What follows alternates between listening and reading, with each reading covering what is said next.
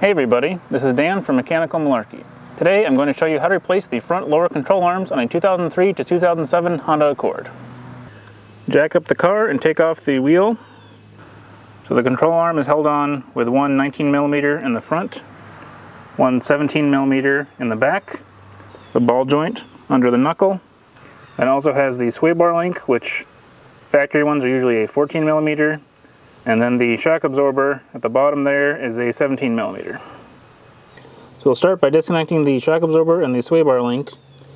Here in New York, where everything gets rusty, I know I'm not going to be able to get the sway bar link off.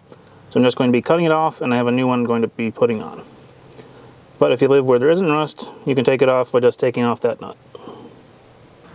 To disconnect the shock absorber, it's a 17mm bolt with a 17mm nut on the other end. So put a wrench on the nut, and then take out the bolt. Once the nut is off, you can then push the bolt through a little bit with a wrench and then use the open end of the wrench to pull on the head of the bolt while you turn it. Next, you need to release the lower ball joint. So first, you need to remove the cotter pin. So unbend it back to straight.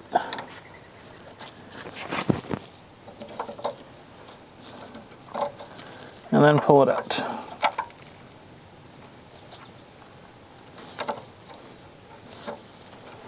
You can help to use side cutters like this, grab it and lever it out. And then remove the nut. This is a 17mm, it could be a 19mm. Might depend on if it has an aftermarket ball joint in it.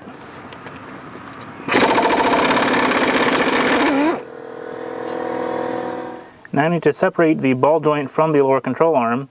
There are a few different ways to do it. One way is just pry down on the arm with a pry bar and hit this with a hammer until it breaks free. Another option are pickle forks, which wedge between the knuckle and the control arm. What I like to use are these ball joint remover tools, where it wedges in there and then you tighten down the bolt, which then pushes up on the ball joint itself. When using one of those, I found that it can actually crush the end of the ball joint stud because of the hole there.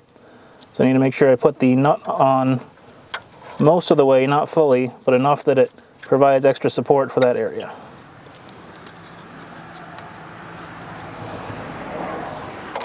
Want it about flush with the end of the stud. I turn the wheel to the left just so I have a little bit more room to get my tool in here. Hammer this into place. And then tighten this bolt down until it pops.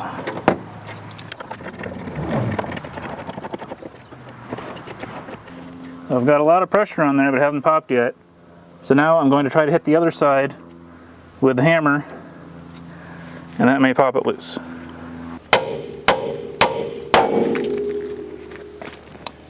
There you go, that popped it. So now remove the ball joint tool. So once you have the ball joint separated, you need to pull the whole steering knuckle up out of the lower control arm, or just pull the arm down to get out of the way. So now you can pull the entire steering knuckle up and out of the lower control arm. And it should be able to hold itself up like that just fine. Now for the bolts holding the control arm into the car. This back one is not the easiest to get to. Even if you have swivel sockets, you might not be able to get your actual impact tool in there to drive these. So we'll have to do it by hand.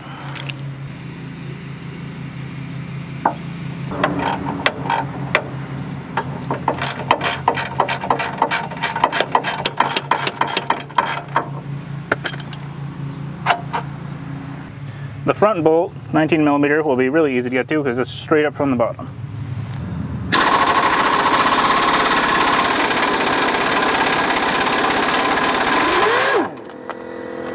And now that everything is disconnected, we should be able to pull the control arm out of the car.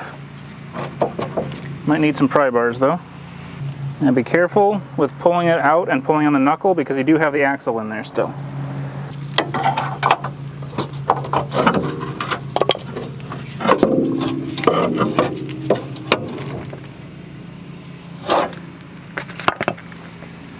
And it's out. And now the new control arm goes in just like the old one came out. Might help to get the front end in,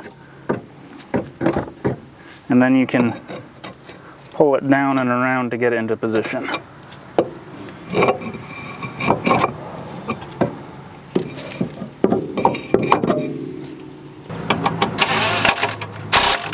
So I put the bolt in the front end loosely, just to keep that in place while I move the rest of it around.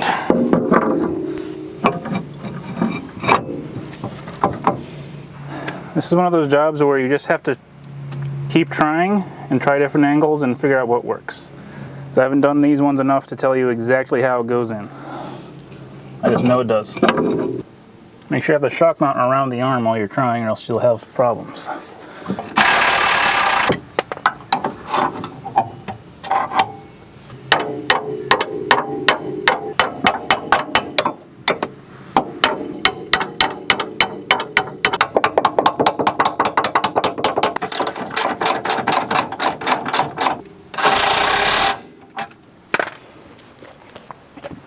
Okay, so the way I managed to get this in, did not have the front bolt in, managed to work the backside in until I could get that bolt in, then got the front bolt in. So hopefully that'll help you. So now, tighten these two bolts up, put the ball joint on, attach the shock absorber and the sway bar link.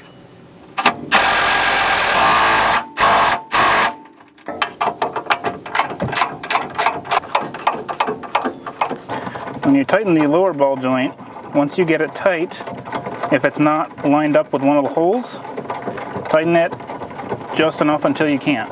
Don't loosen it to get it to line up. It's always best practice to use a new cotter pin.